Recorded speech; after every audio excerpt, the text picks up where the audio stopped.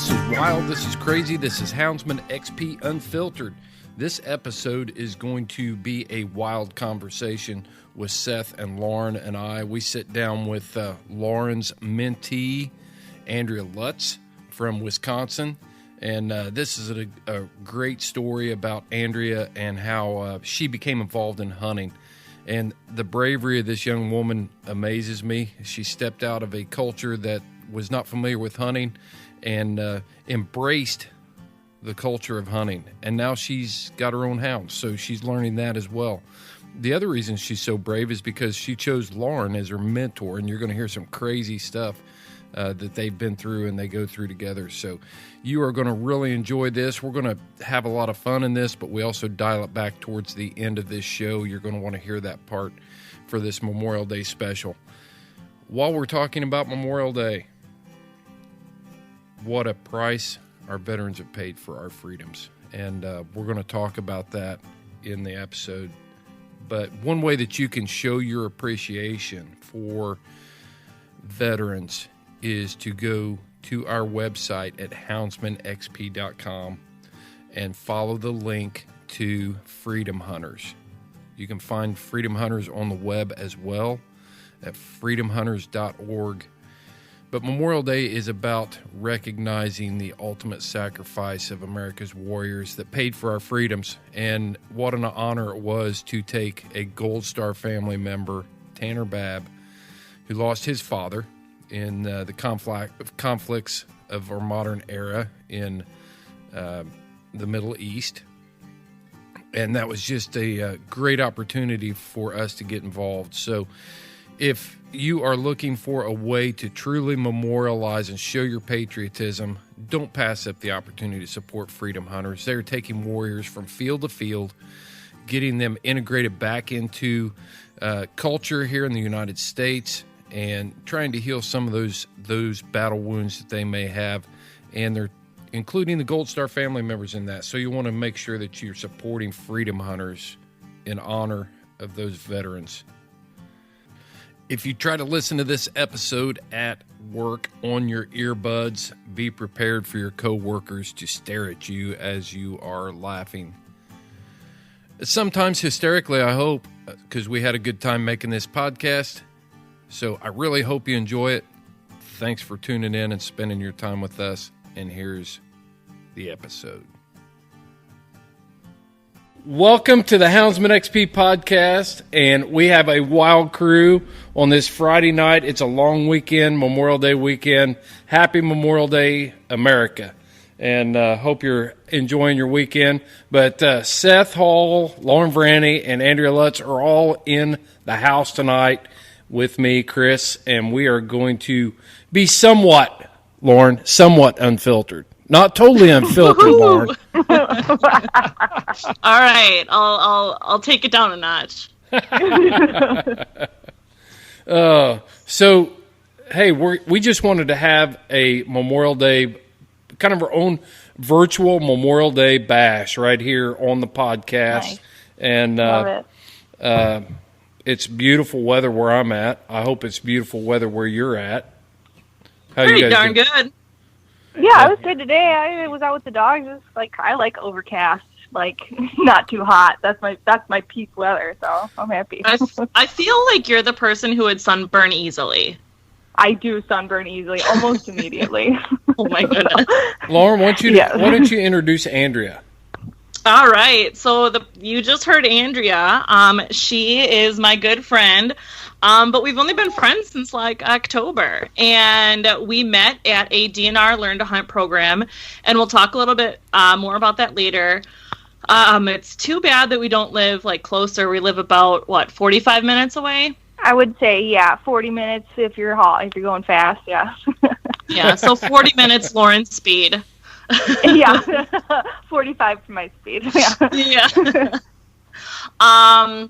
Yeah, so she is brand new into this coonhound life, newer than I am, but she's got a lot of great perspective and ideas and questions and things like that I thought it was important to have her on. Yeah. Welcome to the podcast.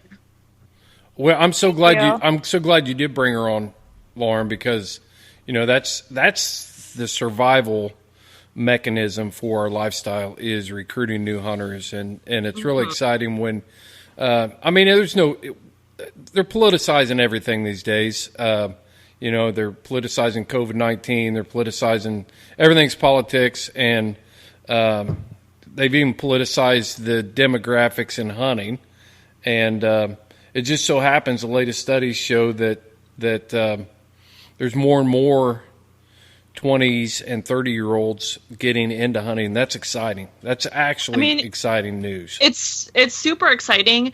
And the thing that us houndsmen need to remember is if you really believe in this, if you believe in what you're doing and you have a passion for hunting with hounds, coursing with hounds, whatever it is with dogs, terriers, you name it, we have to be those people to mentor and to bring new people into our heritage. Yep, I agree.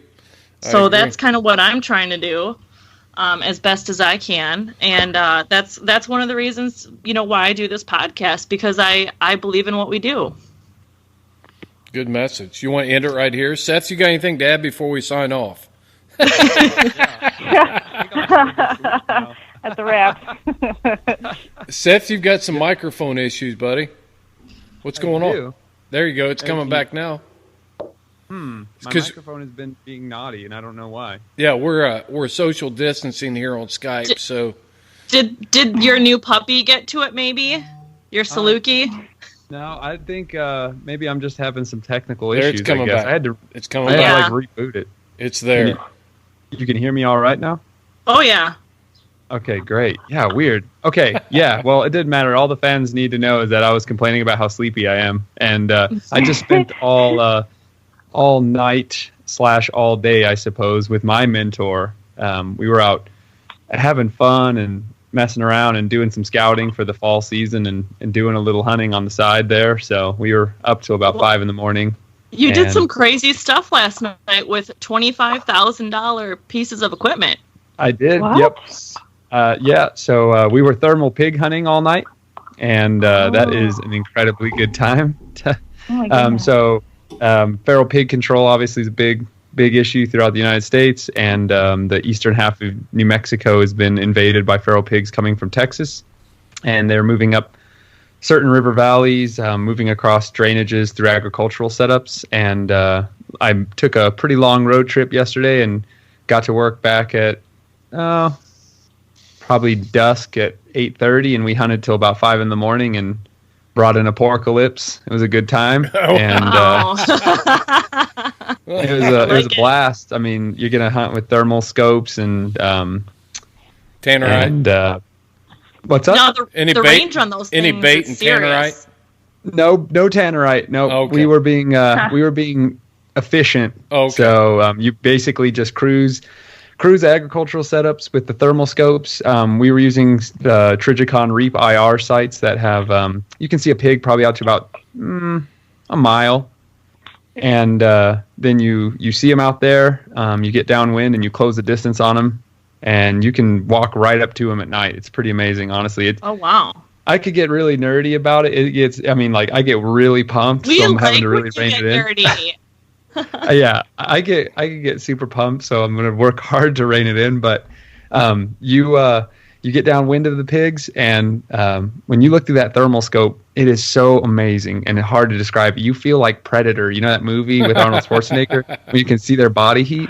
Yeah. Those, I don't want to like plug brands or anything, but that's the only experience with that thermal scope I have is that Reap IR scope. Get to the chopper! Yeah, pretty much. Yeah. I haven't seen it. It's incredible. The scope is so crystal clear. You can see those pigs. I mean, you get about 20 yards away from them. You can walk right up to them at night, and it is just, you can see the moths buzzing around. You can see every blade of grass, every leaf on every tree, and you just come up on them. All of us line up on them on 0, 3, 2, 1. Just start dropping them. Holy So what crap. are you shooting with? What round? We were using 50 Beowulf, 300 Blackout, and 308. Oh my goodness! So you were So yeah. And these are all suppressed and subsonic. So the suppressors on them are about, a foot and a half long, and then all the rounds are below the speed of sound. So below the supersonic barrier, so they don't make a pop. So I'm not kidding. Those guns sound like pellet guns when they go off. AR-15 platforms, AR platforms? One of them is the 300 Blackout's an AR platform, and then the other two are custom bolt actions. So are they pretty heavy, though, with the suppressor and everything? Not at all. No. These are... I'm very spoiled. Let's just put it that way. Yeah, these are unbelievable. Like, I hunt with a flintlock. I mean, I'm a big game hunter, and I'm addicted to hunting traditional muzzleloader, so I hunt with a flintlock. So to that dichotomy of switching from a flintlock to a space age, like semi-automatic 300 Blackout with a suppressor, and what's so awesome about that subsonic ammo is that it sounds like a pellet gun, so it's not ruining your hearing. And B, you can mow down a sounder of pigs and then just drive like 350 yards down the road, and there'll be 10 more standing out there that haven't heard anything. Okay, wait. So it's called a sounder of pigs, not like a flock of pigs or a gaggle? Yeah. So a group of pigs. According to Australians, a group of pigs is called a mob. I learned that in Luke Pywell's interview. But that sounds right. We speak proper English here in America, so... So it's a sounder. Is a herd of pigs is called a sounder. Yep. Sweet. And so, believe it or not, a group of ferrets is called a business of ferrets. What? So I like that. Yeah. Like, let's go see the business. Yep. Murder crows. Okay, so that's a cool one. So if you've got geese, what? You've got mouse, mice, meese, right? Yeah. Well, they're not meese. Definitely not. I'm pretty sure I never learned that word. Goose, geese, guys, right? Or is it a gaggle of geese? It's a gaggle of geese. So it's not. But why is one goose? Yeah. So I don't get it. If there's more than one mouse is mice, why is it more than one goose, guys? That's a good point. I know. Mooses. Your next level. Absolutely. I would have to, I don't know, maybe there's some like English rule about it that I didn't pay attention to in high school or something. Exactly. Now, Seth, I've got a question for you. What is a group of those little ground squirrel things called that we were talking about? A group of spotted ground squirrels. That would probably be like a gaggle. A sack, yeah. So the reason I bring this up is because we had been talking previously about these super cool animals that have an extraordinary body part. Yes. So it came out that it's a long story, but ground squirrels, it came to this. We were talking about how like occasionally you'll catch a male raccoon that is rather male. And I was joking around. Rather male. Certain times of the year, yes. Yes. And again, during the ground squirrel rut, when ground squirrels are mating, there's a species of squirrel called a spotted ground squirrel, and its scrotum is a third of its body length. And so, like, they are... Is that the one that's in the meme? What, they're like standing up on its hind legs and... No, that's Photoshop. That recent one, no, I've seen a recent one that's like a regular like gray squirrel or a red fox squirrel. Oh yeah, that was on Steve Rinella's Instagram. He had a picture of a squirrel. Wow. Yeah. Well, Seth can get ones that get photos that aren't photoshopped, right? It's true. I got to sneak around on my hands and knees, but I'll have to be sneaky, and I don't want to tell anyone what I'm trying to take pictures of, though. I feel like I get made fun of a lot in my unit. Yeah, you'll get put on a list for saying that. But if Steven Rinella had it on his Instagram, like, we're not the only people talking about this stuff. That's right. I mean, it's very true. But seriously, when Andrea and I were hunting raccoons in coon season, she asked me, I think in a text message, she didn't even take a picture. Like, why wouldn't you take a picture? I don't know. And what did you say? Like, do raccoons have big balls? Or like, are they supposed to be? And I'm like, I've never experienced something that really, like, I don't know. Yeah, you're like, what are you talking about? And I was like, oh shoot, because I didn't notice until I was halfway through skinning it, and so I've got gloves on. It's kind of a messy process. I couldn't really get out the old iPhone and snap a pic. So I just thought, I guess I must have missed the balls on the other raccoons. I don't know how. And then I asked. That was a female. Yeah. They didn't cover that and learn to hunt. We can tell the difference. Yeah, so it's like interesting stuff that we learn all the time. Just just skinning an animal, and then we had a little conversation with Chris and Steve, kind of trying to figure out what we're dealing with here in Wisconsin. Yeah, one thing led to another. Yeah. During the coon rut. So, all right. So when you skin a coon that's in rut, a male raccoon, when you skin it, do the testicles stay attached to the hide? Yes. Really? Little. Well, it depends on how you skin it. Like, I've skinned it so they come out, and I've also skinned it where, like, the ball sack is still attached. Okay. All right. Now, I did not... Go ahead. No, go ahead and explain how you skin a raccoon. Okay, but I've been told by someone who is like a big time trapper who actually fleshed all my hides this year because I didn't have like the right tools and the boards and all that stuff. Right. That I'm doing it an old way, and there could be a better way to like quote unquote save more fur. Uh-huh. But what I do, and what I was actually taught in the DNR program, and it could have been different this year because I didn't go to the skinning portion, is I cut around the ankles, like just like below the little foot, and right then at the heel, right at the heel of the pad. Yep, cut that out, and then go from the vent up to where I made that cut around the ankle on each side, and then I go around the vent, and I split the tail all the way down and open the tail up and use my tail stripper and get that off, and then you work the legs down, and you basically pull the whole thing down using the knife when you need to release portions of the hide or cut some muscle or fat. Mm-hmm. And then it gets hard when you get to the front arms. You got to get your finger stuck in there to open up a little hole so you can pull down and then cut around the front paws. That's where it gets hard for me. And then the head, making sure you cut the ears low enough so that you're leaving enough ear. Then you I big sometimes eye have trouble with. Yeah. Then I gotta make sure. You want to make sure you don't cyclops your raccoons. Yeah, so I'm like try to be careful when I'm doing the eye part because I still want to get some of like that, like the membrane area. But sometimes I screw up. Yeah. So from that, first of all, I like how you were first talking about balls, and then you used the word vent while you were describing a raccoon. So this podcast is going all over the place with our appropriateness. Yeah. Right. And then secondly, I'm pretty sure the word tail stripper would be like the most hardcore prison name of all time. You know what I mean? Like, oh my goodness. As soon as you said that, I was like, yep, I'm going to use that if I ever get there. I was also thinking about weird stuff there's weird stuff that happened to us, and I was teaching the guy I was with about like weird animal stuff. And one thing that, when you're out there in the thermal hunting for wild hogs, you need to be able to differentiate between javelina and wild hogs. Obviously, they're pretty similar, but they're actually not. Right. Javelina is like a little pig with stripes, right? It's a pet. Well, they're pig-like. They're not an actual pig. They're a peccary, which is a they're a pig-like animal. But they're not actually a true pig. Now we're going to get nerdy. No, I'll keep it light.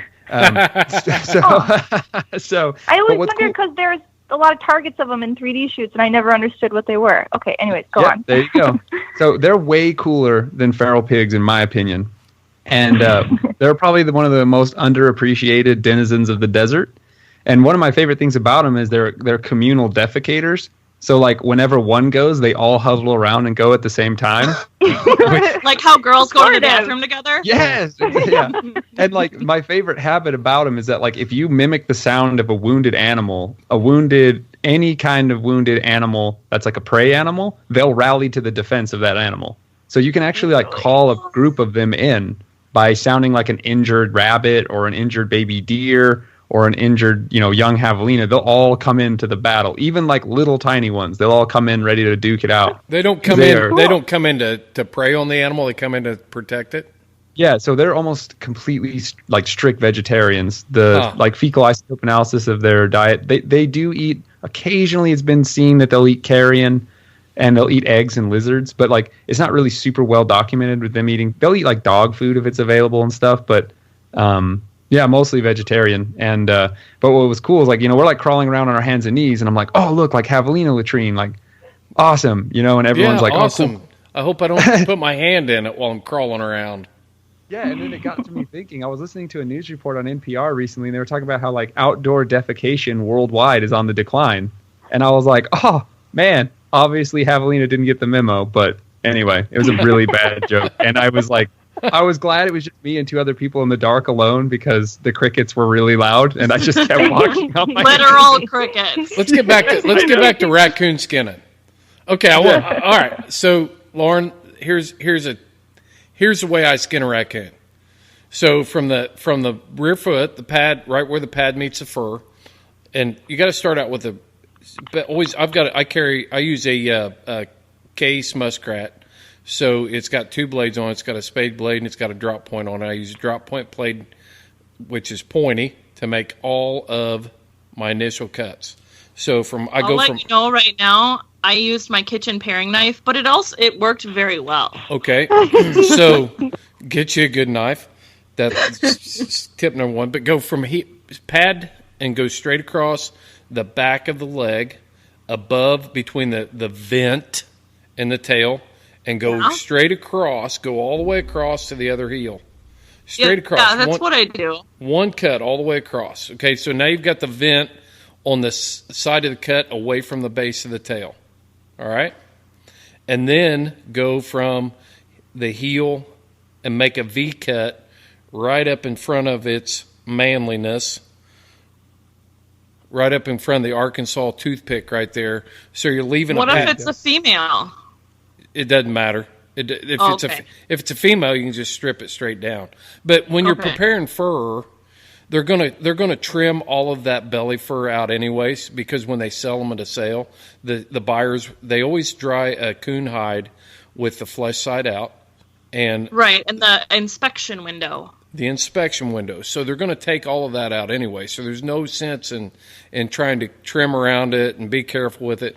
I mean, just cut it out, and I always leave that triangular patch of fur right there on the carcass. It stays on the carcass. And and then as I strip it down, I mean, everything. I actually carry a one of the heavy duty choke chains. It's probably an 18-inch choke chain, and that way. And it's got a brass snap on one end, and then I just run the ring through itself like you do a regular choke chain for a dog. Put it around one foot, put it over a limb, and then I can pull. And I pull it all down. I strip the tail, I pull it all the way down until the shoulders start to come out. Pull it again, and then reach in, pull the feet out. Okay, pull them as far out as you can, and then just cut it off. You don't have to worry about trimming around the feet again or making that ring around the feet. Just pull it down, stretch it down over the foot, and cut it through off. the joint. Nope, cut in front of because it's like taking a sweater off. Okay, so now you've got you cut around to release the paw from the fur. Yeah, but I always cut. I always Imagine when you're taking your coat off or your sweater off and your hand's still inside of it. Okay, you know where your fingers are right there. Imagine little raccoon's fingers. No, I'll have to show you sometime, but I go right in front of that paw and just slice right through it. So right in front of his little raccoon fingers. Okay. Right in front of the toenails. So, because all that's going to get trimmed up anyway when you dry it. They're going to trim all that excess leg fur and stuff off on the stretcher, or it usually gets trimmed off. So that's how I do it. Yeah, I've still got a whole box of the dried raccoon hides sitting by my front door, ready to go to the tannery. But I'm trying to find a box that's big enough, and that's proving to be an issue to. So I called them, and they're like, yeah, you should just make your own box with, like, cardboard and duct tape. So that's just going to have to be a project. Yeah. And you still have to mail me or bring your mink. That's right. Mink. That's right. Yeah. She's got a mink that a pretty crazy Brittany Spaniel got. Not my Brittany. Oh, really? Someone else's. Yeah. Yeah, like that. Tell us about that, Brittany. My Brittany Spaniel has a sister that's owned by my boyfriend's dad, and she is like a fur finding machine, which is weird because they're bird dogs, they're pheasant dogs, but she is crazy about raccoons and finds raccoons all the time and has. Do they live in a trailer park? No. Oh, okay. Because you said my Brittany's sister's owned by my boyfriend's dad something. I thought maybe this was a trailer park. Brittany Spaniel. Okay. All right. But yeah, she kills them on the ground, and right? She killed a raccoon. Yeah. Wow. And she's a wild little bird dog. I don't know. I got a half bird dog, half pit that's pretty gritty too. So it can happen. Right. It can happen. Yeah, totally. So you've got your bird dog Hank. Yeah. And then you've got another dog, and then now you've got another dog. I know. I have 3 dogs. I have like full crazy dog and crazy cat lady at this point. But, the cats too. But tell us about your new venture. She's sitting here right now. I have I guess she's 9 weeks old now, a little Walker pup. I named her Storm, and I got her about a week ago here, and we've been, working together and kennel training and running around the yard, and it's been fun. It's good. Yeah, the other night wasn't so good with crate training, huh? Yeah, last night was bad with crate training. So I'm having her in the crate at night, and she's been doing pretty good, but last night she just was not having it. She's just like howling and screaming, just totally losing it. And I've crate trained dogs before, and I know it's just part of the process, but it really doesn't make it any easier to handle at 2 in the morning, 3 in the morning. It doesn't make it easy to sleep. Yeah, hate that. Yeah, I did not sleep. So when she cries, I try. I guess the sort of more, the training stuff that I sort of follow is letting them just cry it out, kind of like over floods their system, and then they associate the crate with like horror, having a really bad time. So when she's crying and screaming, I usually get her out, take her outside, so she knows like crying means I go outside, and then put her back in, and then just kind of repeat and rinse until she calms down. So. Dang, you're nice. I just let them cry it out. Well, that's the difference between men and women. I think I blocked out because I raised 2 puppies at a time just now, and now they're 9 months old. But my memory is faltering, and I know there were bad nights, but I think it was so bad that I just blacked it out. Oh, totally, for sure. I mean, it's mind-numbing to the point where I'm like, put her back in, and then I'm just like laying on the couch next to the crate, like just like listening to her cry, like, oh my God, please. Quiet. She's tired. Quiet is a big word that I use with the dogs. Yeah. Mine is hush. Mine is okay. Hush. Mine is too. But mine is too, and I'll tell you why I went with hush. And I'm jumping in here, but the reason I went with hush, because I always thought it sounded pretty redneck to lean out the back door and say, "Shut up!"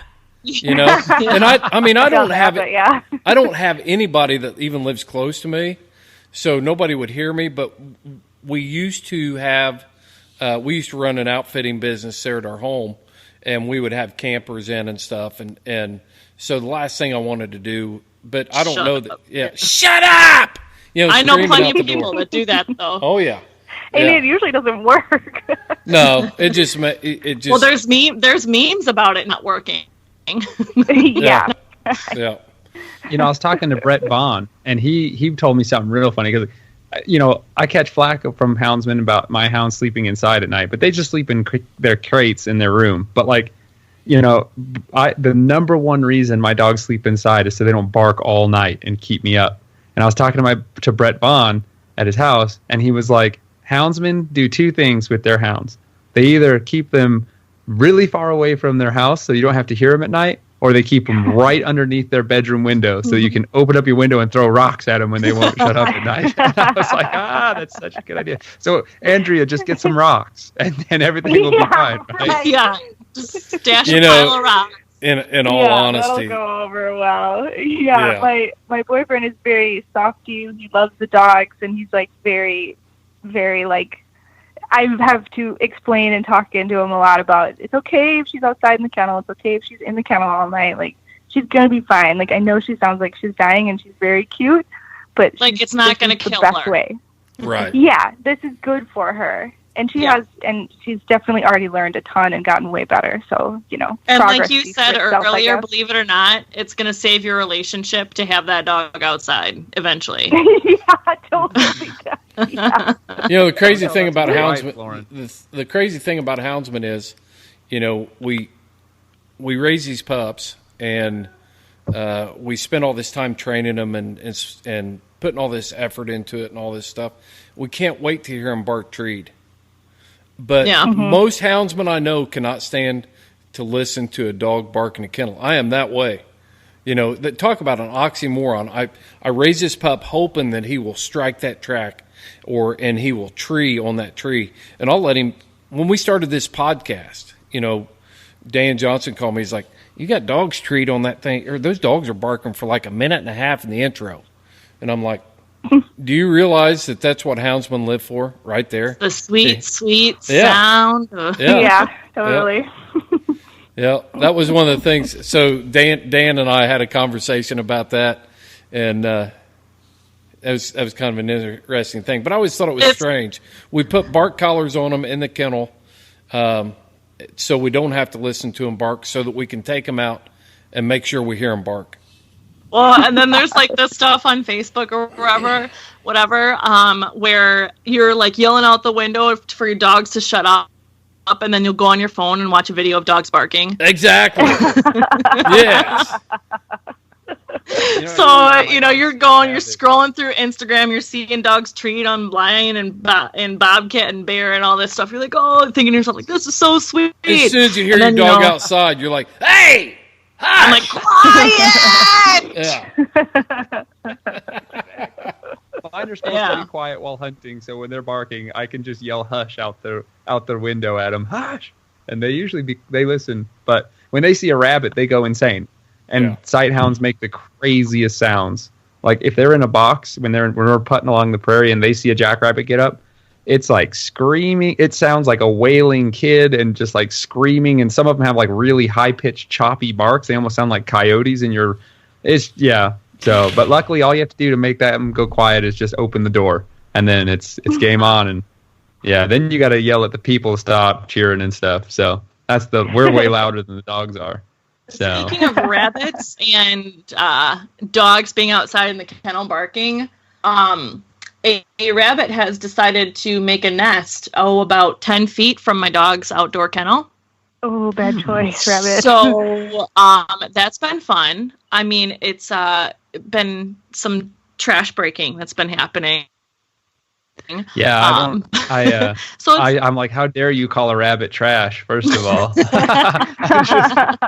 How dare you? Yeah, it's been an interesting week. I just saw that little bugger a couple days ago.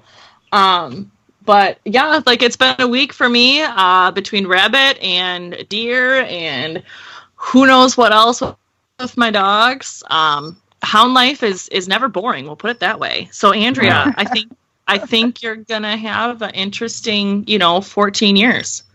Yeah, I got my hands full for sure. But I mean, that's how I like to do things. I like to be busy and run around and you go all in. If you're gonna do something, you go full force Andrea on it.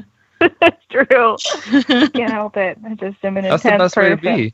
That's the best way to be. So, you tell us how you came upon this DNR program and how, like, what okay, so what happened leading up to going to the DNR Learn to Hunt program for raccoon? And then can you get into like what your idea was about what you were getting into and kind of your experience and what you took in about like quote unquote this world? Hound hunting world specifically? Yeah. Sure. Yes, totally. So I'm pretty much a hunter because of the DNR, Learn to Hunt DNR programs in Wisconsin. They're awesome programs. They cost from $0 to $10. They are so affordable, which is awesome. I started shooting compound bow maybe, I guess, 2.5 years ago. Just woke up one day and really wanted to shoot a bow. And so I went to Cabela's and I bought a bow and started messing around with it and watching YouTube videos and talking to whoever would talk to me. And then that sort of led me to wanting to hunt deer with the bow, and it was a total disaster. I had no idea what I was doing, and I was super frustrated. And I honestly thought, like, maybe I'm just a cursed hunter. Like, I'm not supposed to be doing this because all I did was scare deer and do stupid stuff and lose arrows. But then I found these Learn to Hunt programs through the DNR, and I said, okay, well, I guess I'll just try. Maybe someone can help me hunt, because I'm from the suburbs of Madison, Wisconsin, a place called Fitchburg. And, no one really hunts. There isn't really a hunting culture. Obviously, it's suburbs, No one in your family, right? My dad hunts, like, pheasants with his friends sometimes, but it wasn't like something that the family did. It wasn't something like, oh, hey, let me pass this down. It just wasn't. I think my dad grew up, like, really poor in, like Wisconsin Rapids area, and they, like, kind of subsistent hunted. Like, they hunted for food, and I think it was just, like, he kind of associated it with, like, survival and not fun, so he didn't really see it as something to pass down, and I get that for sure. But we kind of talk about it now, and it's an interesting dynamic. But anyways, so I did it, a DNR Learn to Hunt turkey. It was just in April. I was like, okay, I guess I'll sign up for this. I don't know what I'm doing. And so all the Learn to Hunt programs are set up over a course of 2 days. The first day is like an education portion where usually someone from the DNR comes and talks about the species, and management practices, struggles, successes, stuff like that, and then like game regulations. And then usually for the turkey one, we sighted in our shotgun and talked about different hunting situations. And then the second day, you're paired up with a mentor, so it's just one-on-one or whatever, you and another person. You go out and you go hunting. So I went turkey hunting with a guy that I've never met before, and I was really scared because, it's just pretty intimidating, and, you go in the woods with, a guy you've never met before. It's like, what do? You have to go pee. Like, it's just weird. It's awkward, right? It's weird to hang out with someone, but it was really awesome. The people who do these programs and volunteer for these programs, it's not for profit, obviously. They're just doing it because they love it and they're passing it down. Like we were talking about earlier, about being an advocate. These are people who love what they're doing and they want to see it happen, so they help other people, and I'm thankful for that. Anyways, long story short, I shot a turkey, totally changed my life. I cooked it up. I was exhilarated, couldn't believe it, and then I just started signing up for more Learn to Hunt programs. And so I did Learn to Hunt pheasant and stuff like that, and I did a trapping program, which was really interesting, and that's kind of how I got interested in the Learn to Hunt raccoon one, which was in October, where I met Lauren. And honestly, it's so funny when I look back on it, because I took it as kind of a challenge to myself, because it felt really scary to go in the woods, and I didn't know what it meant to chase animals with dogs, and to me, it felt like I had a very Disney-ified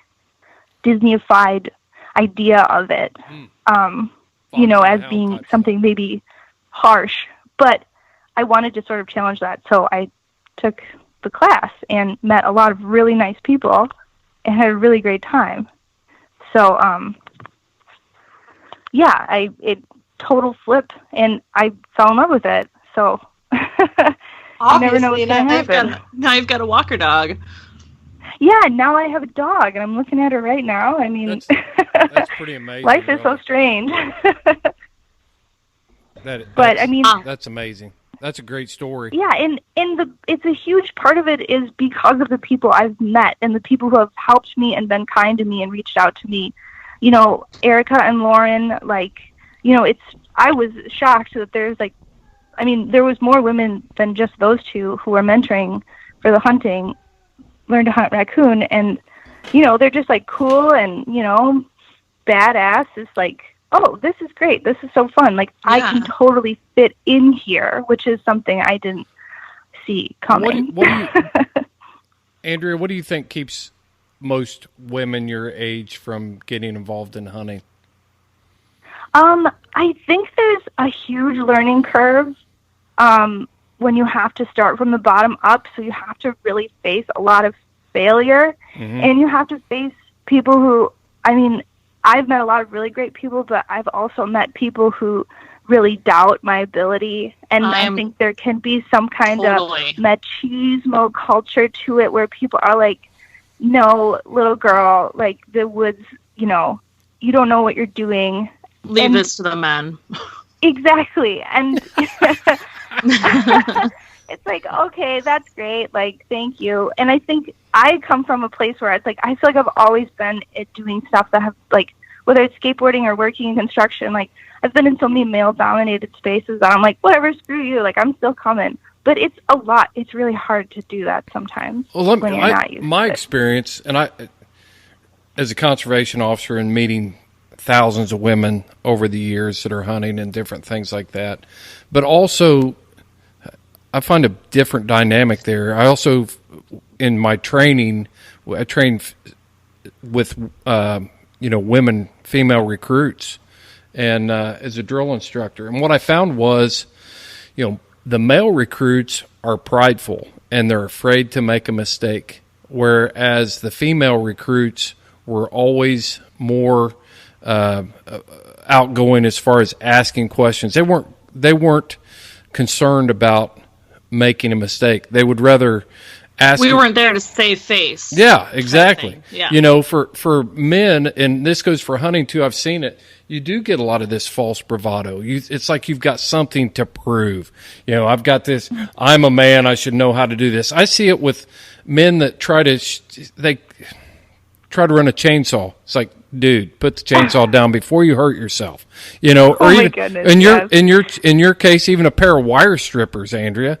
You know, oh yeah. You know, I do construction work. Did construction work my whole life, and watching some men use a hammer, it's like, dude, come on. But it's like I should know how to do this because I'm a man. It's like, no, let my daughter show you how to do this. She knows how to do it. Well, there was Andrea sent me a picture of a cart with all of the tools and stuff on it at work. She's an electrician, and it says "hands off," and in parentheses that means you, Andrea. Yeah. Exactly. But at the same time, you know, like, sure, we're okay to ask questions and stuff too, but is it that people expect us and are okay with us failing? I feel like they're not. The expectation is like lower, which can sometimes just make it easier to be like, okay, yeah, I'm going to level with you. I don't know what I'm doing, but I think maybe when you're a guy, you know, it's like, if you don't know how to do this, you're a loser and you were raised wrong, you know, and so it's harder to be like, I need help. You know, you have to really, you know, it's the expectation is so different. So it is easier to ask for help sometimes. The thing of it is, though, you just can't get all shitty about it when you're using a paring knife to skin a coon, and I look at you and say, "Hey, dumbass, get a freaking pocket knife and keep it sharp." Yeah, totally. You know, don't get offended. I mean, if you're we gotta have this both ways. But I'm also not the type of person that gets offended easily. Good. Obviously, because you're still here. Right. I have to deal with you guys all the time. Staying humble is so important to learning. Yeah. You gotta just you're gonna suck. Coming from the suburbs too, it's been hard. because we didn't grow up with that hunting culture. We don't have those people that passed it down. And it's unfortunate that so much of hunting has become this inclusive club, this stupid clique. You know? Yeah, some people get really wild about it and don't want other people to join. And I get they probably worked their whole life, or their families worked their whole life to have what they have, but you know, if someone else has it, it's not going to be around anymore. Seth, you were trying to jump in there, and you're having some technical issues, but don't worry, Fox News has them every day. I watch it. So they can't get Skype down either. Now? Yeah. Can everyone hear me? Yeah. All right. So yeah, I don't know what's going on. Yeah. It's so weird. I'm over here being very quiet when they're talking about guys being dumb bravado in the woods. Right now it's good. Right now it's good. Yeah. Well, you grew up, you know, like big game hunting, like, you know, serious hunting with your dad, right? Me? Yeah. Oh, a little bit, and not as much. I actually kind of carved my teeth Seriously, big game hunting, like on my own. And so with some of my friends, and it got pretty competitive in a good, friendly way. But when I was a lot younger, when I was like late teens, early 20s, that stuff got out of control. You know, I remember we were Barbary sheep hunting once, and you hunt them in these incredibly rugged cliffs. And my brother is a beast at spotting them. So like you sit down in the flats below and sit with binoculars on tripods and scan up into the cliffs for them. And we spotted this group that was up on this crazy cliff. I mean, you should not have been attempting it without ropes. And I was like, no, let's go for it. And so we go for it. We get up there. Well, we walk all the way up there. It takes us quite a while. And then we're like, we can't climb this cliff. You know, and then my brother, as we were heading up, my brother's like, you're not going to be able to climb that cliff. And we were like, no, we can do it. And then so we get up there. We can't climb the cliff. And then my brother calls me on my phone, and he's like, hey, I spotted Barbary all the way across this canyon on the other side. And he's like, they're up on this ledge. You can maybe get to them, but you guys should come back, get some water, get some snacks, and then attempt to go for them. They're not going anywhere. And I looked at my buddy, and I was like, we can handle it. We're super manly. and that's right. Like, and so we like go down across this canyon. We walk up the other side, and I remember we got to the bottom of the canyon, and we looked up at the wall that we had to go up, and I was like, oh man. And then my buddy's like, no, we can handle it. And I was like, all right, let's do it. So we climb this wall. Long story short, we climb the cliff. I take an incredibly long range shot on the Barbary sheep. I hit it, I drop it. We go up. I'm taking a grip and grin with this thing because I really wanted to like memorialize this hunt. I'm so dehydrated that it just looks like jerky stretched across my face. So my mom, I think you already look like jerky to begin with. So I mean, what's the difference? I look like Stay Puft Marshmallow Man. Looking like him. So my mom had a rule. She raised 5 boys. There were 6 kids in our family, 5 boys. And her rule was 1 boy, half a brain, 2 boys, no brain. So like the big... Huh? Oh, I understand. Yeah, that's absolutely true. Yep. Y'all get a little bit of mob mentality. It's all over. Yep. 1 boy, you know, you get 1 boy alone, and you know he'll do crazy stuff, but you get 2 of them alone, and all common sense and reasoning is right out the window, and it's like you know, daring each other, and just like you were talking about, Seth. I should have known better too. And it's funny, my brother, he was born 50 years old. You know what I mean? Like, he's always been really wise and act like very cool and collected. And he's like, I think that's a bad idea. You guys should come back and get water. Like, you don't know what you're talking about. Does he talk like that all the time? Does not get dehydrated. Yeah. Yeah, that's my non-radio voice. So that. I just classed it up for radio a little bit. So, you know, you've got your brother and friends and stuff that you do hunting with, and for me, it's been hard. Like, I wish that some people, like even like acquaintances, friends, would have taken me under their wing like a little bit more. Not, I mean, sure, like with raccoon hunting a little bit. I had great mentors. Like, it's been great, but like with other types of hunting as well. So I think it's just hard for someone that's getting going. I think it's more important. I get very frustrated. I think it's more important for houndsmen than any other type of hunting to have a the other network. hunting's going to survive. That's going to be there. There's so much that goes into this lifestyle of having hounds. Everything from, why isn't my dog eating to, why isn't he hunting? Health issues, nutrition issues, training issues. It's all in there, whereas other forms of hunting, you can be kind of self-taught on that. I know a lot of very successful self-taught, archery hunters and small game hunters that just kind of learned it on their own, and not trying to discredit any other hunting group. That's not what I'm trying to do. It's just that when we're talking about houndsmen, there's a lot that goes into this besides you're taking responsibility for a living animal, a living creature. So you have an obligation to do things right. The greatest things I ever learned from a mentor. Yeah. I mean, I couldn't have done it without him. He was just amazing to helping me. And I was actually just hanging out with him all weekend, and we had some time in our long commute to talk about how I was just like, man, thank you so much, because you really changed my entire outlook on hound hunting and how, the most important lessons I learned was you need to learn when to stop. It's so easy to push a sight hound to limits where there can be in big trouble. And I just didn't know that. And I remember we were hunting together one time, and we ran a rock hard rabbit. We caught him, and I'm literally jumping up and down for joy. And I'm like, running around excited. And he goes, "Oh, we're done now." And I was like, "What do you mean we're done? Like, let's go catch another one. Let's give him a time to break and let's catch another one." And he's like, "No, like, they're done." And I was just like, okay. And that was just unbelievably good lesson for me, because now it's funny. We even when I'm running alone, we'll run a really hard rabbit.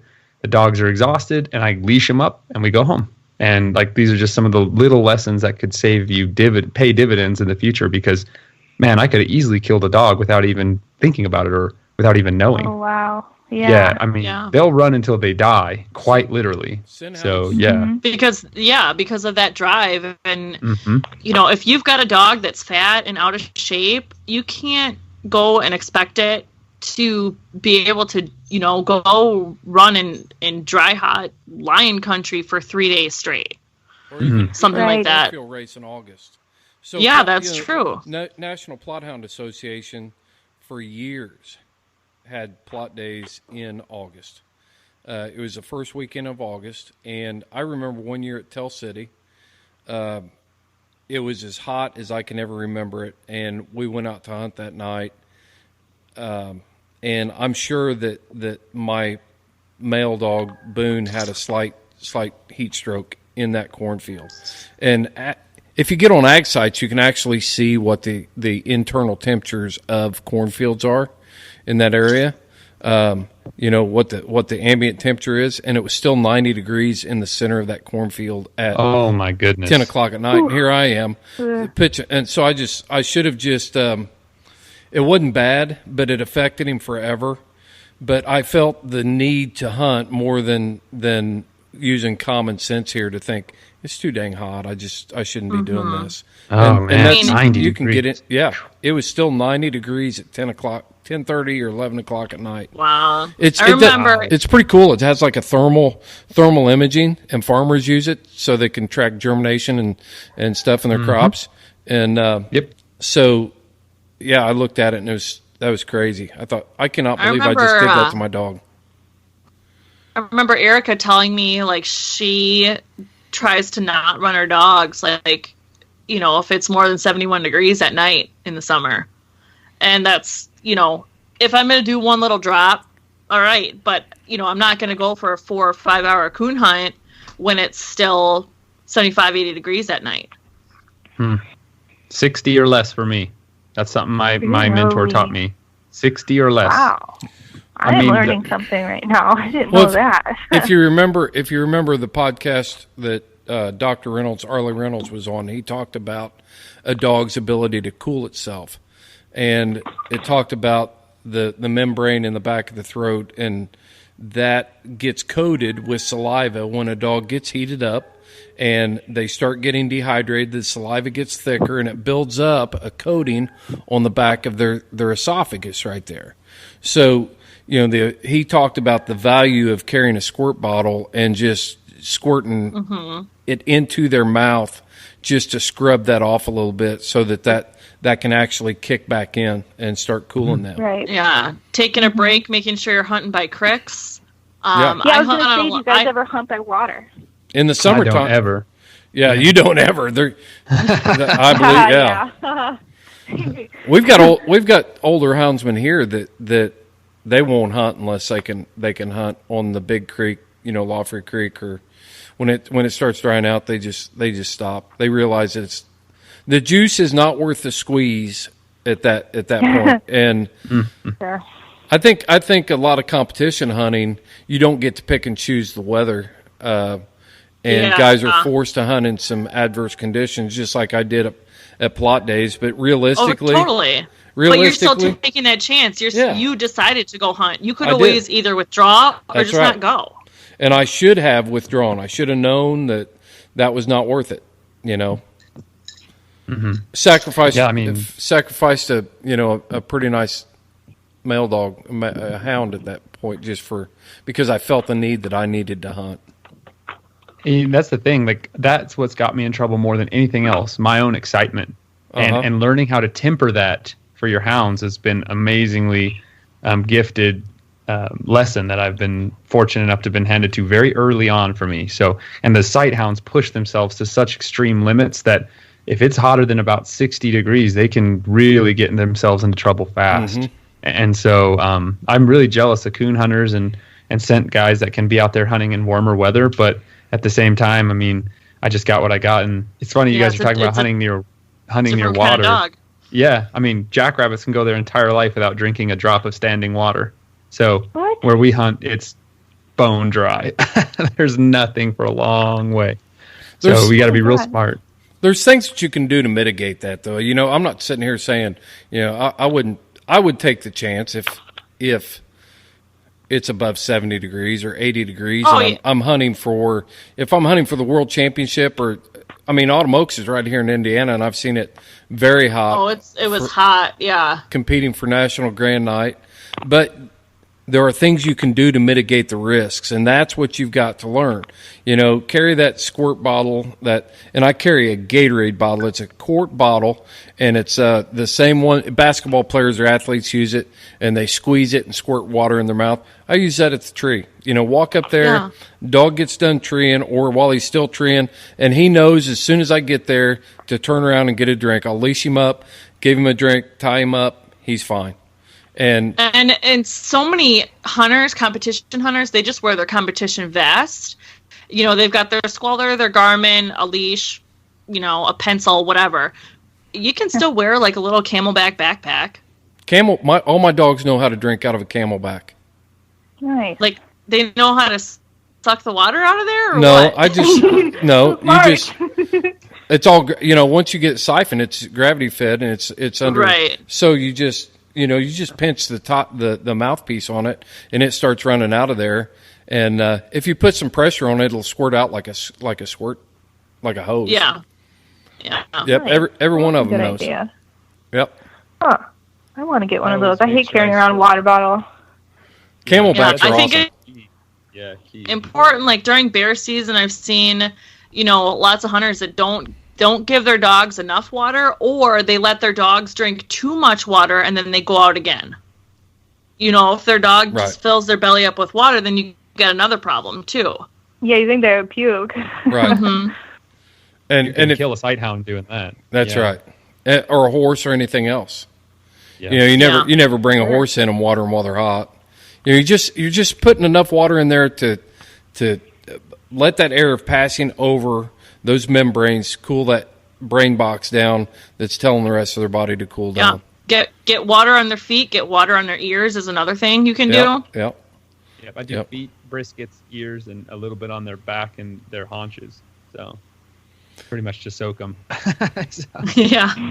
And when you're using a camelback, you're carrying 2 quarts of water on your back, and you actually can, put quite a bit of water on a dog without draining the whole thing. You can do that several times in a 2-hour cast. It'll last you through a 2-hour cast easy. Yep. Yeah, and then you're gonna get the old guys that are hunting that are like, "Oh, you're cheating, like your dog." Drinking water is cheating. Oh no! I had like, "Oh, my dog's not getting that. You got the advantage." Seth, what are you saying? My grandpa would just be like, dogs are tough. They don't need to drink that much. And my grandpa's pointers would hunt half the day without drinking a lot of water. And I'm like, my dogs, I'm like rolling up to them and I'm like, here you go, guys. Like, here's some water for your briskets. Like, for everyone. Yeah. Capri-Sun. But I think that's like the mentality that a lot of people have, like that there's so much we've learned about a dog's biology and they're so much like us. We need to recover. We need the electrolytes. We need to not dehydrate, overheat, all that stuff. It's the same thing. They are incredibly tough animals and they can adapt to so much and they're just resilient beings. But at the same time, like, we need to take care of them if we want that dog to be healthy and not blow its kidneys and all this other stuff and be a good dog and be a good hunter for the rest of its life and a long, good life. People that don't, it's funny, coming from the sighthound community to the scenthound community, the guys that in the sighthound world, nobody in the world would take not hydrating a dog for, like, very seriously for us, because luckily anybody that sees the endeavor of catching a hare in the desert, when those dogs roll up and their mouths look like they're like rabid because there's so much like froth all over their face from running for like 4.5 minutes through the desert, like people are like, get this dog some water. But with a scent dog, you could easily forget about that, I suppose, because you don't see all the work they're putting in for all that time until you just show up to a tree if it's at night or whatever. Yeah, but then they're at the tree and there's, people like, oh yeah, look at this slobber mouth. And then you need to realize what that means. Maybe that dog's been treated for 45 minutes and you weren't able to get there an hour. Like, that's hard work to tree. Well, it's not, I don't think it's anything that's been deliberate or no. It's not that. It's just that, horse racing was at one place 100 years ago, and it's someplace completely different in nutrition and hydration and everything. Same thing goes for dogs. What we thought about dogs, or what my grandpa used to grind up cornmeal for dog bread, and make dog bread, and that's what the dogs ate. They ate ground corn, and that's just part of it. And the thing, the way I look at it is, I expect extreme performance out of my hound, so I need to do everything I can to make sure that he can succeed at that. Now, if I was hunting like Dale Lee in the Southwest and 4 days away from camp and we were chasing a lion and I was drinking water out of a hoof track, the dog's going to drink water out of a hoof track too. I just, that's just the way it goes. He's not going to get my last drop of water, and it's just part of it. But if we can, and there's no reason for, being ignorant about it. You're expecting a lot out of that dog, and you owe him a lot. Mm-hmm. Yeah. Good stuff. Nice. We killed that. We killed that one. Yeah. I love to get really into the physiology and biology, because I think that's that's kind of what attracted me to this podcast to begin with, is the extreme performance aspect, because, can't get more extreme than running 50 miles an hour, in my opinion. So I want to. Well, of course, it's your opinion. Now, what about? But I agree. I'll tell you how would you feel about extreme performance when you're crawling up underneath a patch of laurel in the Appalachian Mountains, 5 feet away from a black bear with 6 Plothounds bait around it, or in that's totally or in a drain pipe that goes under a road, 4-foot drain pipe. You got to go in there with that bear and get that hound out of there. That's pretty extreme. That's amazing. Yeah, I'm not discounting any of it. I'm just speaking because I want to any like dry land, mountain lion, when they're trailing lions for days, like drinking out of hoof tracks and stuff. That's amazing. I know what you mean. But I want all a matter. It's all a matter of perspective. You know, it's like hunting spots. Everybody thinks I live in the roughest place to catch game. You know, I hunt the best dog. I hunt in the roughest place. It's just what we get used to, and it's natural. It's natural to be competitive. Of that. Yeah, absolutely. There's so much that I still need to learn and then actually follow through and do. Like, just throwing that out there to everybody. Like, I am not, the person that's got it all down either, and that's doing everything. Like, I need to check myself. Really. And everybody does. That's right. It never stops. It will never, ever, ever stop. I've been hunting for hounds for 38 years, I think now. And, you have somebody like Arlie Reynolds on the podcast and you start talking about nutrition. It's like, wow, this is good stuff. Or you pick up an article that it's really cool to see how perceptive even younger houndsmen are to things, and that didn't sound right. But I mean, I pick up a lot of things from younger houndsmen because I get set in my ways and think that there's one way to do something. And then I see a younger houndsman doing something. It's like, hey, that's pretty cool. That might work. There's a guy, are you familiar with Thomas Kuhn, Seth? Have you ever heard that name? Have you ever heard of it, Seth? So Thomas Kuhn was he was a philosopher, but he's also a theologian, he was a scientist, and he taught at University of Cincinnati, and he wrote a book called something about scientific theories, but he came up with the term paradigm paralysis, where a person, he showed how scientists can have clear proof in front of them that there's a different way to do something, but they won't believe it because they're already stuck. They've ran their own theories so many times and came up with the wrong answer. They're already thinking that this should be the answer, so my theory should be right. There's no reason. It's kind of like complacency is the first step to failure. Right. Yep.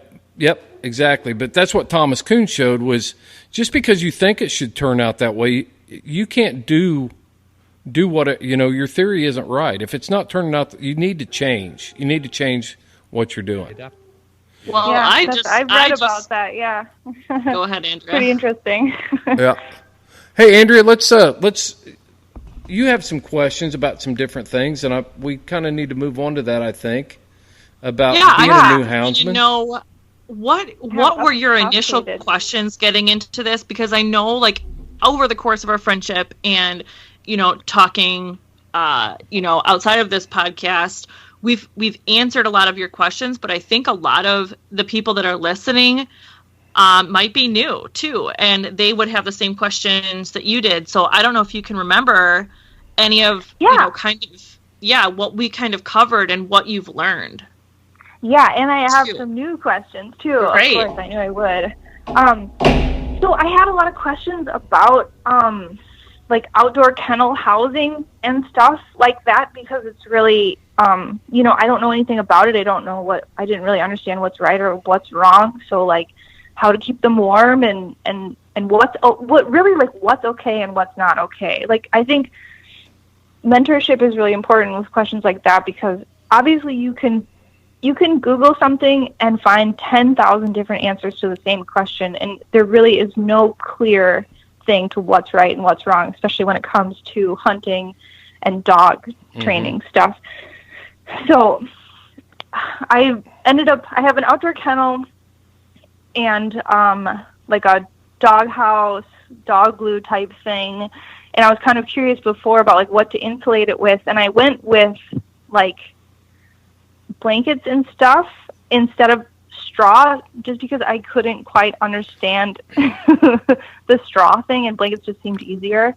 So I had questions, I guess, just about keeping dogs outside, and now that my puppy's getting a little bit older, I had originally planned to keep her outside when I went to work, but it was raining for 5 days straight, and I just could not leave a little puppy outside in the rain for 8 hours. So I ended up keeping her kenneled in here and having someone stop by and let her out. But, I mean, I don't know. To answer your question, go ahead. Ask your question. I'm sorry. Oh, I guess, like, is having a dog crying outside just an inevitable, or is there a way that you can get them to be a little bit more okay with it, happy in there, or is it just a time thing? And then also, I'm curious now about, like, what can you do right when they're super little? I mean, obviously, we're working on recall already and different things like that, but I heard from Erica a thing that I'm going to try this weekend where you take a hot dog and you tie a string to it, okay, and you pull it through your yard, and then you, like, hide it under some leaves or something, and then you put your puppy at the beginning of the track, and then they go find the hot dog. Like, that's a revelation. That's a great idea, and I'm really excited to try that. And I'm curious if there's any other stuff I can do to get her to start using her nose, because I take her out with my other dog. Let's answer one question at a time. Yeah. Okay. So, right. Sorry. So, for me, the kennel thing, the outside kennel thing, like, once they were good in their crate, they were pretty good outside. And if they did cry, let them cry it out. But it's also keeping them tired, exercised, both mentally and physically. So, like, if you can get them a frozen Kong with peanut butter in it, or a frozen beef bone, that'll keep them busy, and then they'll realize, like, oh, it's okay to be handy in here, like, I get cool stuff. I'm a big believer in the Kong. And even but beef bones will last a lot longer. Right. And you don't have to worry about a destroyed Kong and Right. and blockages, intestinal blockages. I know they say those things are tough, but, you know, dogs will figure out how to damage something. So let's just start with the kennel part. For me, you asked about dog houses. Okay, so dogs are very vibrant and very they especially in today's culture, everybody thinks, you see the meme every year, if you're cold, he's cold. Well, my dog can go out and lay on the snow for hours. You know, my dog lays in the house when the heat's on and pants. I have to let him out. Right. So the thing of it is, insulated dog houses are, I am a firm believer in them. They're warm in the winter. They're cool in the summertime. One of the big mistakes that people make is they oversize the doghouse. Okay, a dog has to heat. He's gonna heat that space in there with his own body heat, and the more space that he's got to try to heat, the more energy it's going to take. So smaller is actually better, a little bit tighter. I mean, you take a standard 24-inch by 24-inch by 24-inch doghouse that's insulated is plenty of space for even the largest hounds most of the time. Mongo's as tall and as big as any hound that I've got, and that's the size he's in. Keep really? Good. Yep. They curl up in a little ball. Yeah, they curl I up. guess they do curl up really small, don't they? Yeah. We think. You know, we don't sleep like that. We sleep stretched out. You know, we're people. We're humans. But dogs. Well, my dogs sleep stretched out when they have the chance on the bed, though. Yeah, because yes, they. True. Yeah, that's true. But when they're in their houses, they don't think a thing about being curled up in a ball. Right. It's just Sure. totally natural. In the wild, they sleep in a den. You know, Yes. a den, think about what a den is. A small, little, tiny area with a tiny hole at one end. Yeah, All my dog houses just mimic dens like that. And those dogs, they vie for the position of the tightest little dog house I have. Yep. And So like I learned my lesson long ago in that avenue, Chris. yep. Disney movies show the fox or the wolf or the walking into this big elaborate cave like this is his home, you know, and that's not real life. I mean, they squeeze in tight places to conserve that energy. It's security and it's for energy savings. So don't go get trapped by thinking you got to have that super extra large doghouse for that little bitty puppy. And I think a good thing to point out too is, like, once it does get cold, you know, like there could be a wind chill, -15, whatever. You can't necessarily take a dog that's been living inside that whole time, used to, you know, 65, 70 degree temperatures, and throw it outside, and it also be okay in -20. So it takes time for that dog to acclimate. So you have to get your dog used to being outside, and it gets those changes in temperature day by day, too. Same way with summer. Yep. Same way with hot heat. Yep. So, Exactly. one thing I would say about the blanket deal, okay, I want you to think about this. What happens when a dog lays in a doghouse and for a few hours? What's he doing in there? He's breathing, right? Sure, yeah. And so as he exhales, he's exhaling moisture into that confined space. All right? So if he's laying on a blanket, especially like a cotton blanket or something like that, and it's cold out, then you're actually robbing that dog of heat. It has no insulating value at that point. Oh, You know, cotton kills. Cotton kills, that's right. I know that. Yep. So I mean, in the summer, that's probably, I mean, you can have a little just pad in the kennel. Like little. Most of the time in the summertime, you can just put a raised. If you've got shade, you can just put a raised platform, and they'll get up on that platform if it's got a nice pad on it. But blankets and dog houses are a train wreck. They're parasite traps. They're stinky. They're not sanitary, and I mean, there's just a whole lot of problems with them. So in the summertime, run a mixture of pine and cedar shavings in there. It's good for flea control, and bugs don't like it. It's easy to clean up. Where do I buy that? Where does that pine come and from? cedar you can get at like Fleet Farm. Yep. Really? But yeah. Oh yeah, because it's what you would use for guinea pigs. You can get it at a pet store too. But is it the same stuff that you put in a hamster cage? Yeah. Mm-hmm. Yep. Oh, they'll sell I thought it was something else and I couldn't find it. It's in huge big bags, like back by like the chicken feed and all that. Yep. Yeah. Yep. Okay. And I feel bad Good. right now. I feel bad. I was the one advocating for the blankets in the last time, and I just do not have any of the problems you guys have. First of all, it does not get negative 20 here, and we don't have ticks or fleas up here in the desert, so I don't have to worry about parasites. Right. And so, like, wow, I'm learning a lot. I'm like you, Andrea. I'm just silent and listening. So then when it comes to winter where we're using straw or hay, where are we getting that? Seriously. Are you asking? Yeah. Yeah. Where does it come from? Oh, where does the straw come from? Yeah. Do I get like a where big do we bale buy of it this? from a Where do we farmer? buy this stuff? So if you guys live in Wisconsin, there's freaking dairy farms on every corner up there. There used to be. So just look at a dairy farm and they've got what you need. Just roll in there. A farmer will sell it to you. The round bale, because I have bought a round bale from a farmer like 5 minutes away from my house to like put behind an archery target. So it's basically that's the stuff, right? Well, that's hay. Okay, and hay's fine. I mean, hay is fine. The deal with straw is it's hollow. So it actually has more insulating value than hay. I've used both, but you have to make sure that you're changing it out frequently because it disintegrates and gets packed down. That's exactly right. Sure. It will disintegrate quickly. But you can find, so as you're driving around and you see, you'll start scouting it out. You'll start seeing, like wheat fields, and then you'll see a farmer cut the wheat, and then you'll have straw, and then that's where you're going to get your straw. Because for one dog, a bale of straw will last you most of the winter. Well, maybe not a Wisconsin winter. You might need two. Okay. Cool. Yeah. So, but we're talking like we're talking like a flake of straw in that size dog house, and they're going to push that thing around and snuggle down in it, and they're going to be good to go. So cool. Good. Yep. Okay.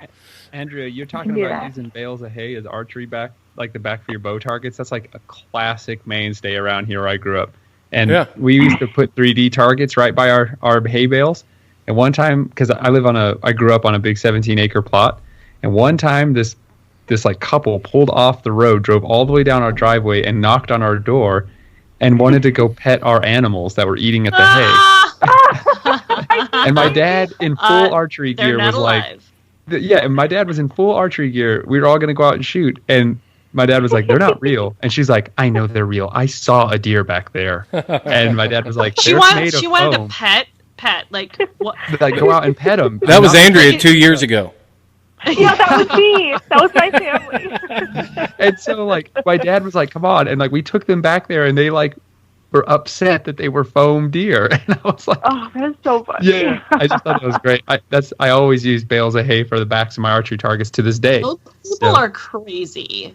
That's amazing. The audacity to just like be like, "They're not. I saw them. I know a deer's." Yeah, and be like, "Oh." like, this must be a place we can pet animals. Like, a private place. Yeah. Yeah. Don't touch deer, dude. Come on. Yeah. That's so interesting about the like parasite problem in blankets. I never thought of that, but yeah, because I mean, we're so lucky up here where I live. We don't have ticks or flea. I never treat my dogs. I never found a tick or a flea on them ever. So what is that like? The amount of I'll money tell you, we spend a year on preventatives, holy moly! I'm gonna give you another. Yeah. I'm gonna give you another gem here. So, have you ever heard of diatomaceous earth? Yes. Seth, you have. Have you heard of it, Andrea or Lauren? Yes. Can you say it again? Diatomaceous? Diatomaceous earth. So it is actually a ground up coral, and it is a parasite preventive. They feed it to poultry as a to get rid of parasites in chickens. But you can also sprinkle it in your dog houses because the fleas will not be able to survive in it. So that's how I offset parasite stuff inside the doghouse. It's just it comes in like a little shaker. Yeah. I mean, you just shake some in there, like shaking powder in there, and you can actually put it. You can put it on their dog food. Okay, there's another little tip. You can put. You can put edible. You can put a teaspoon on dog food once a week, and it'll really cut down on your parasites. In your internal parasites.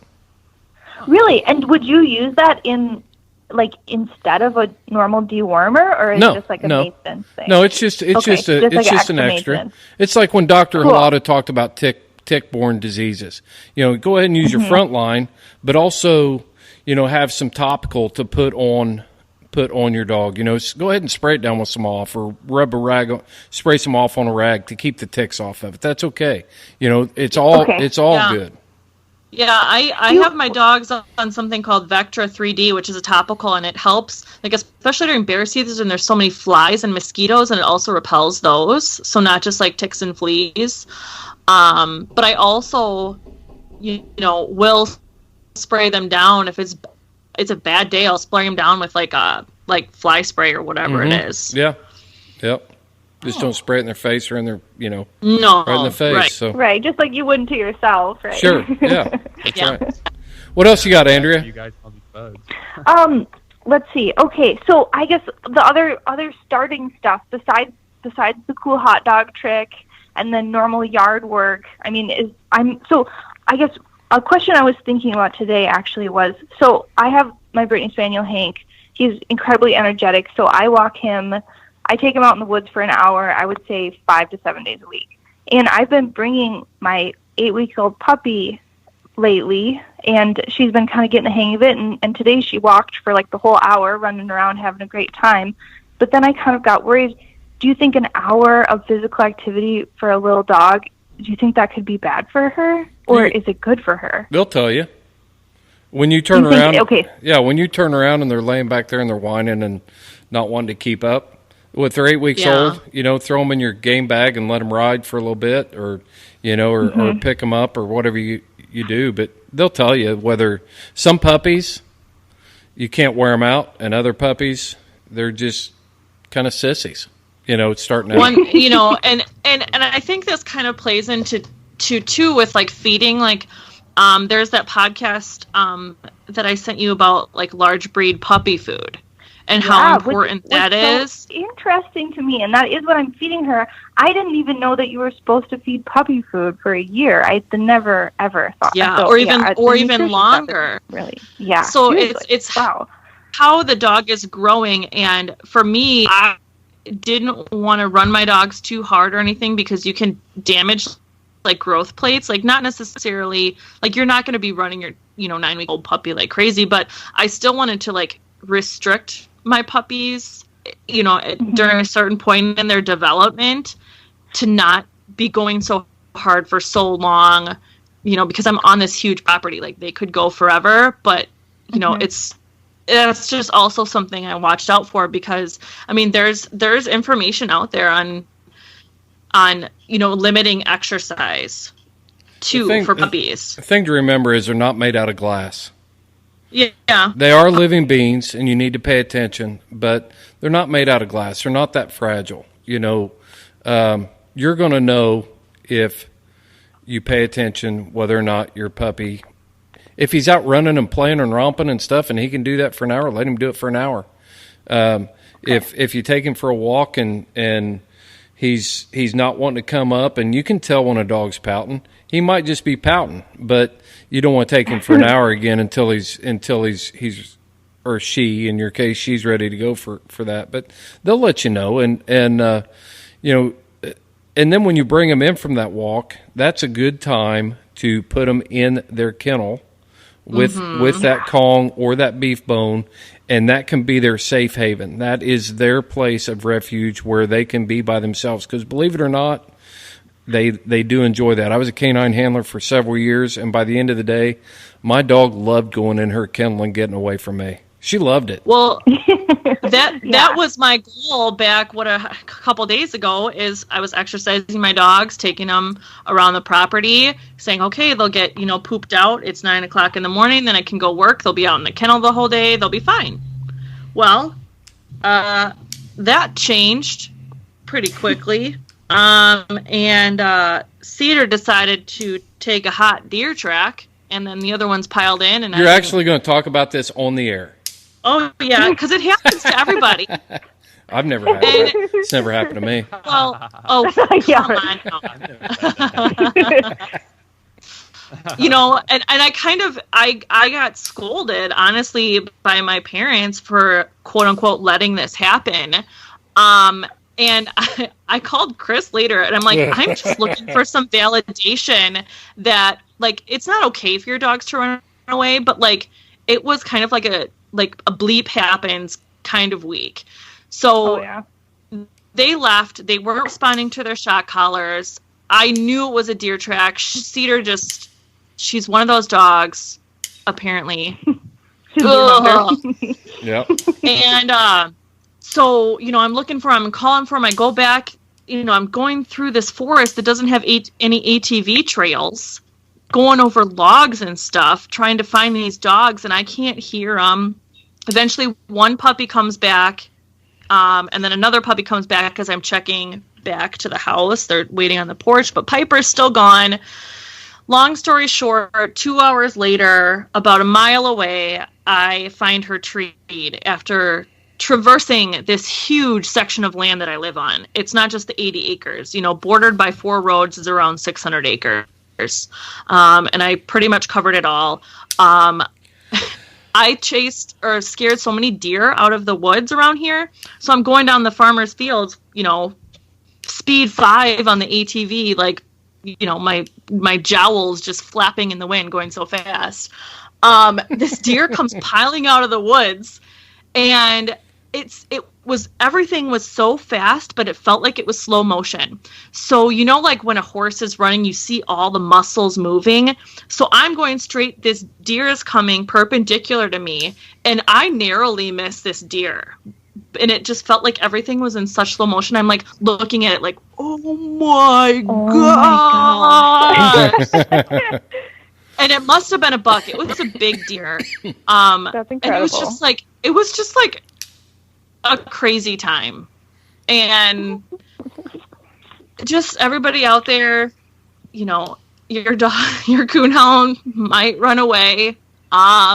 And like Chris said, they're supposed to run away. Yeah. But now I realize, like, if we're gonna go like traverse the property, in the morning when deer might have been out, whatever, like, I can't just rely on their shock collars. I'm gonna have their GPS collars on too. So well, it's just something I learned. Here's the rule. Nice and tight. Here's a rule at my house. Mm-hmm.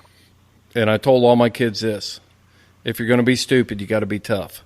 So if you're not going to put the collars on them, you got to toughen up and go get them. That's just all there is to it, And I've learned that lesson the hard way. I thought I was slick. I pull in there the way my setup is. I pull up, come in from hunting. And, I mean, every time you drop the tailgate, open the door, the dog jumps in goes from the truck right to the kennel, from the truck right to the kennel, and except for that day that they don't, and you already took the GPS collar off of them at the tailgate, and they're supposed to be going, but no, they decide, nah, I'm not going to do that today, and boom, there they go. Well, it doesn't matter if it's 2:00 in the morning, you got to work the next day. You were dumb enough to set yourself up like that, so now you got to be tough enough to go get them. Yeah, and I was dumb enough on Sunday when I let the dogs out to go potty, knowing that Cedar's collar, this dog is giving me problems, guys. Cedar's collar was dead. So I beeped, it was 4 o'clock or something like that. I beeped, everybody came back after they were done going potty. Cedar's not. It was raining. Cedar's not coming back. And I'm like, oh no, so I'm calling for her. If I beep my truck horn, usually she comes. So I was probably out 10 minutes and I beeped the horn. And then all of a sudden I see that this car is parked kind of on the curb and the dog is running towards me. I'm like, oh, okay, she's coming back. This is great. This car just must have wanted to make sure that she got home. No, she got hit by the car. Yeah, that was tragic. Yeah. But she made it. She made it. This dog, she had scratches, but it's like she came out without a scratch. She had a minimal bruised lung, and she's got a little bit of road rash. And now she's like, meh, nothing happened. Let's go chase deer. Woohoo! She's like, you should have seen the car. Yeah. Yeah. Oh my God. So yeah, life's been fun. Seth. I always think it's funny how people imitate their dog's voice. And I've talked because I have 6 dogs, so I've asked my wife, what do you think they would sound like if they could talk? And yeah, it's always an interesting conversation with people when they talk, imitate their dogs. So I guess Cedar is a middle-aged, she's a Karen. She's a Karen. Like a bat. It just gives you the stink eye and will do whatever the heck she wants and doesn't give a crap about anybody. She's a Hell's Angel. Yeah. Yeah. I got a quick question, if I can, real quick. Is that all right, everybody? I guess. No, not at all. Of course. Okay. Andrea, you're new in hound hunting, and I just wanted to ask you, what do you love about it so far? Because I love talking to beginners. I mean, I act like I'm some kind of old veteran. I haven't been doing it that long, but I love to talk to people that are just getting into it because I think it's the enthusiasm is very contagious. And so, what do you love about it so far? And just tell us what you think is so awesome about houndsmanship so far. Yeah. That's a good question. I guess, yeah. There's, I guess, a few key points. I love, the spookiness of the night, how dark it is and how scary it is and how you have to, just face it and go into crazy bushes. Do you take your light and put it under your chin? Do you put your light under your chin and shine it up? Yeah. Lauren. I don't have Lauren. to, dude. And I remember the first time that we ever went out and we're busting through all this brush, no path, just pulling through all these thorns and stuff. And I was like, I don't know how to get through here. And Lauren turned to me, she's like, you just got to blaze a trail, girl, and just goes forward, walks forward. And I was like, that night was insane. Oh my gosh. That night, kind of still haunts me. I say shout out to Fred Moore from the Mexico Houndsman Association because he was my first follow the coons houndsman into the night thing. And he's 80. And he's like, come on, boy, get on your hands and knees and let's crawl. And he's just going. Man. So I'm just on my hands and knees following an old man through the woods. And he's just like, can you keep up? I'm like, yeah, dude. So, you just hear a faint bang and you're just crawling through the horrible thick willows. And the whole time I'm thinking, please, please, please do not put my hand on a rattlesnake. That is the only thing I was thinking. I was like, you do now, guys. It's crazy. We don't have those where I hunt. I mean, I think they're around Devil's Lake and stuff like that. But there's a couple. To talk about the whole spookiness of the night, what I appreciated about starting this was getting over that spookiness. I was terrified the first time I went out alone at night. Terrified that I was probably out 10 minutes, and I was like, nope, we're done.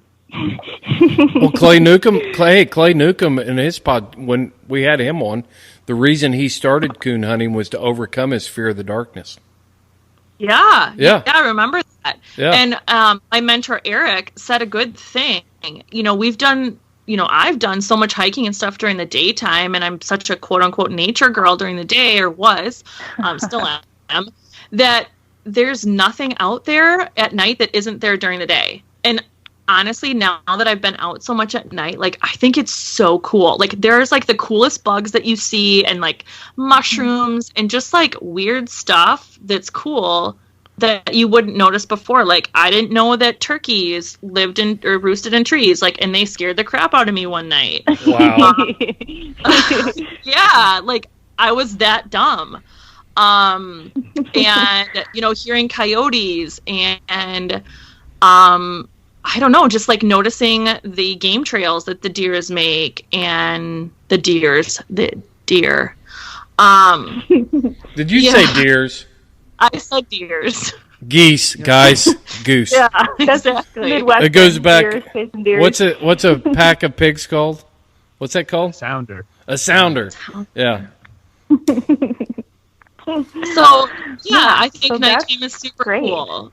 What Yeah. a challenge. I mean, what a crazy thing to do. And just the things we've seen, yeah, whether it's wildlife or just the snow, how it lights everything up, or, you know, snowing in the middle of the night, or, I mean, it's just, Learning Yeah. how to navigate at night. Right. yes, learning how to navigate. I mean, it's a challenge that makes you feel good at the end of the day that you made it home and you got all your stuff still, except for maybe a couple of things maybe you lost in the woods. But, you know, like, it's such a challenge, and I love a challenge. I cannot resist You it. will- And so, Andrea, you're Yeah. going to enjoy it so much, especially when this young hound starts showing some potential.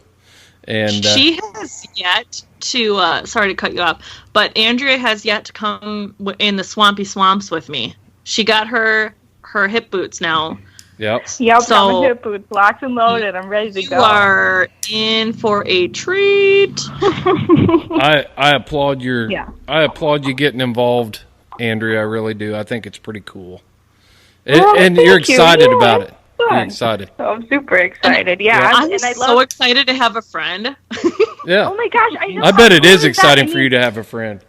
I don't have a lot of friends. I mean, maybe Andrea is my ever. only friend. Oh, And get maybe out of Chris here. and Seth, Yeah. maybe you're not my friends. Maybe you're No, just not. like, You said my face is jerky. yeah. Yeah, that's right. But friends give each other crap, right? That's right. That's Yeah. right. I've got Yeah, it is. It's nice. Yes. Before we wrap this up, I've got a question for you. So, I want to ask the two of you, or the three of you. You're all about the same age, and when you get to be older, and you kind of develop these opinions about the younger generation, and we're coming up on Memorial Day here, and when I think about Memorial Day, being a veteran and different things like that, I get pretty emotional about that, about the price that was paid for our freedoms. And I want to ask each one of you what Memorial Day means to you. Seth, you go Sure. first. Go ahead, Seth. It's because Seth has been quiet the whole time. Which is very rare for me. I was learning a lot, so I wanted to just listen. Well, you know, Memorial Day has a lot going on in my family. There's a long tradition of being Marines in my family, and my brother, my great uncle, my uncle, going back pretty much as far as I'm aware. And so we always take the time on Memorial Day to just kind of gather around as a family. I'm going to be going back to where I'm from, True the Consequences, and hang out with my family. My brother and everyone will be there. And I think it's just really important to take the time to remember, Memorial, to take time to remember that all the things that we have in this country that was given to us by all the Americans that give their sacrifices in the service and in the past to let us live the life that we're doing right now. I mean, we were talking about that on the drive up, about how we're driving across the state to go, thermalize some bacon and live this life of hunting with dogs and scouting for things. And we have these abilities in this great country to live. Everyone lives a life that they love, and we can, determine our own path. And I think it's important to, remember that this price of freedom isn't free. And it's really important to take the time to remember all the people that have served. And we always get together Memorial Day and go to the lake and hang out. And it's never frivolous, but the point is to express the freedoms that we all have and take joy in them. So to all the people who have served, thank you. And I'm very glad we live in a country where military service is volunteer, and that everyone that has done that for me, I thank them greatly. I was very highly considering it, but I just took a different path in life. And I'm very happy I live in America. Let's just say that. And before I get too choked up, I'm going to pass the ball to somebody. Don't even start that. Oh my goodness! I got a story. I'll tell a story about that sometime. But go ahead, Lauren. I mean, think of all the people going back to from the beginning of this country's inception that whether it's sacrificing their lives, their time, their families, like time with families or creating a family, whatever it is. We have to remember that we can't take whatever we've got right now for granted. We've got people out there that have been out there that really sacrificed for what we have now. And I've been able and fortunate to travel to a bunch of other countries and see what life is like there and what the military is like there, and been able to talk with people not just from the countries that I've traveled to about how things are in their country versus the United States of America. And it's really enlightening to be able to share your opinion and your experience with someone that has something completely different. And I think that experience for me to be able to share how awesome United States of America is and what brought us to this point. Mm-hmm. And I kind of wish that I would have gone into the service, but I guess things were just different when I was coming out of high school, and things were pushed differently. And I've talked with my family about this now. I kind of wish I went into the trades, and hindsight's 20/20. Right. But my granddad and my grandpa, they were both in the service, and I think that's super important. And there's so many people out there. If I see an old man that has his U.S. Navy hat on and stuff like that, like, I thank them for their service, because it's monumental what people have done for this country. And it means a lot. And honestly, and some people know this, like, I get a little teary-eyed when our national anthem's played, because you think about what that means. Yep. So, Andrea?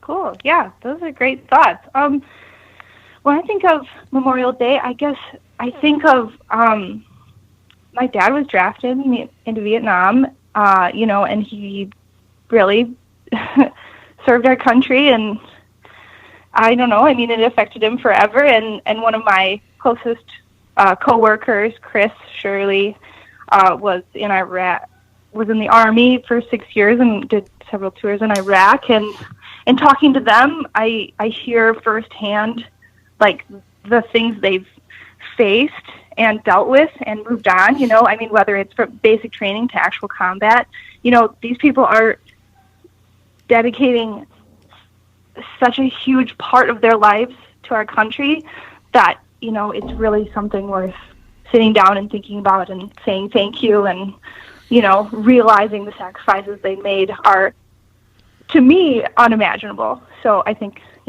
I'm thankful for that, and mm-hmm. and I try to never forget it. Yeah, and give back when we can. We talk about Freedom Hunters and where we're partnering with them, like with our podcast. Right. And that's what I would wrap this up with is, Memorial Day is a weekend. It's a single day that we can memorialize those who have given the ultimate sacrifice for the freedoms we have. And I heard each one of you talk about, well, at least Lauren and Seth, I heard you say, I considered going in the military, I considered this. But we can all be patriots in our own way. We can all be patriotic. My wife is she's one of the most patriotic women that I know. She never served, but she decorates our home with the red, white, and blue. She flies that proudly. She's proud to have a United States Marine. She wanted a United States Marine Corps plate on her Subaru because of my service. So we can still be patriots, and we can be patriots by not taking the freedoms we have that have been bought and paid for with the blood of patriots for granted. We can get involved in our state hound organizations. We can go to those wildlife management meetings. We can all sit back and say, well, I don't have time to do it. Well, you think anybody had time to go die on the beaches of Normandy or in Vietnam so that we can squander the freedoms we've been given? And we're at a point in our culture now where we have to have all hands on deck. So even as hunters, we are a patriotic group, but we've got to get involved. And that's what Memorial Day means to me, is exercising your freedoms that have been paid for. Great. Cool. Yeah, great points. Love it. So, Great thoughts. That's a good place to wrap it up. And Donnie, I think you're gonna go hunting tonight, huh, Chris? Yeah, Donnie Walston, Mr. Big Country Blue Ticks. I'm in his garage right now. He's putting boots on, so I've got to sign off. So until next time, you follow your hounds, and I'll follow mine.